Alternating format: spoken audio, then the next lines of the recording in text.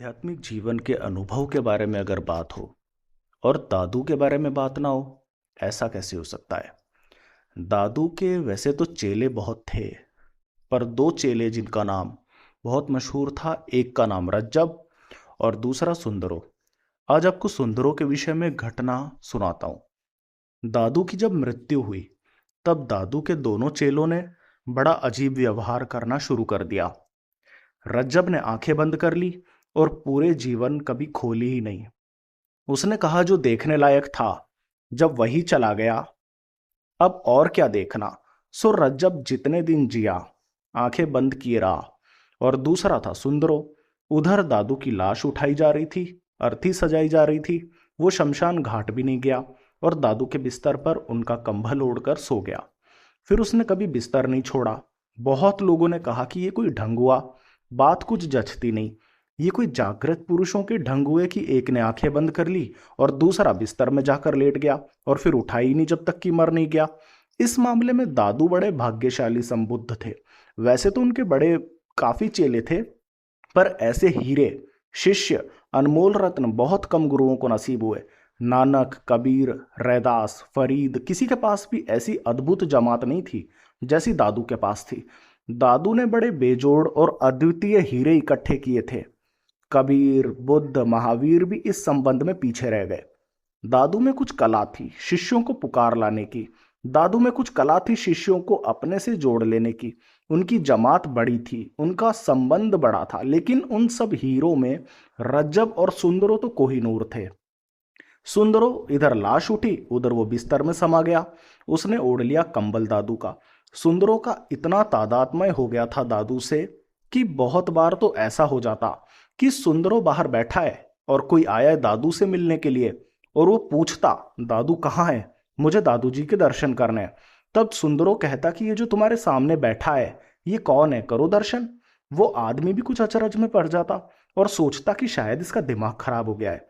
पर नहीं, सुंदरो का दादू से इतना तादात्म्य था, उसने अपने होने को ऐसे विलीन कर लिया था कि अब सुंदरो जैसा कोई व्यक्ति था ही नहीं।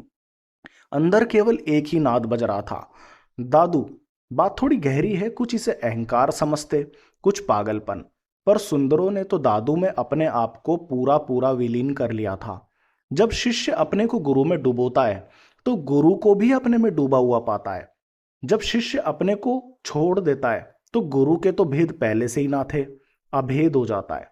कई बार लोग बड़े नाराज हो जाते जब उनको बाद में ये पता चलता कि हम तो गलती से सुंदरों के पैर छूकर ही आ गए और हमें दादू से मिलने ही नहीं दिया गया, हमें भ्रमित किया गया। और लोग आकर सुंदरों को कहते कि ये भी कोई मजाक है, आप ये सब ठीक नहीं कर रहे। और बात दादू तक जाती तो दादू केवल हंसकर चुप हो जाते।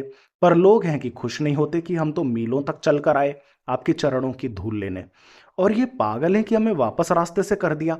पर सुंदरो तो इससे जरा भी विचलित नहीं होता और कहता कि तुमने नमस्कार किया और वो पहुंच गया दादू तक। विश्वास नहीं है तो पूछ सकते हो।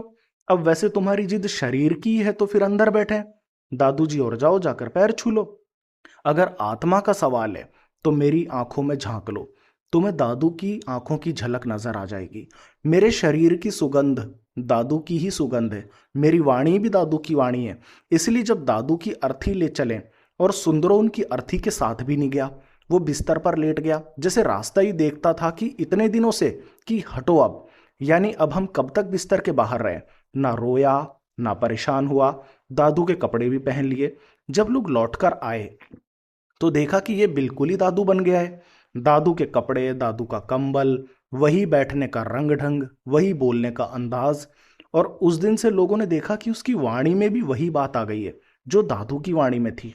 उसके आसपास वही प्रसाद, वही सुगंध बिखरने लगी जो दादू में थी। एक प्रकाश, एक आभा मंडल जो दादू की उपस्थिति में था, वही महसूस होने लगा। लोगों की समझ में नहीं आ रहा था कि हम तो दादू के शरीर को अपने ही हाथों से चिता पर चढ़ाकर आए। और उसके बाद जो सुंदरों ने जो पद लिखे हैं उनमें वो दादू के ही नाम का उल्लेख करता है। कहे दादू लिखता था सुंदरो, लेकिन पद सुंदरों के थे। लोगों ने लाख समझाया, कपड़े, बिस्तरे, कंबल तो बात ठीक है, पर ये वाणी वाली बात ठीक नहीं है। आने वाले समय में लोगों को भ्रम होगा कि कौन से पद दादू के हैं और कौन से पद आपके। ये परख करनी भी मुश्किल हो जाएगी, तो कृपया आप ना करें तो बेहतर होगा। तब सुंदरों ने कहा कि तय करने की जरूरत ही क्या है, सभी वचन तो उन्हीं के। अब सुंदरो है कहाँ? सुंदरो कब का गया? सुंदरो पहले दिन ही जब मैं उनके पैरों में गिरा था उसी दिन चला गया था। उसी दिन मैं यहां से जा चुका था। तुमको देखने में बस थोड़ी देर हो गई, ये बात और है।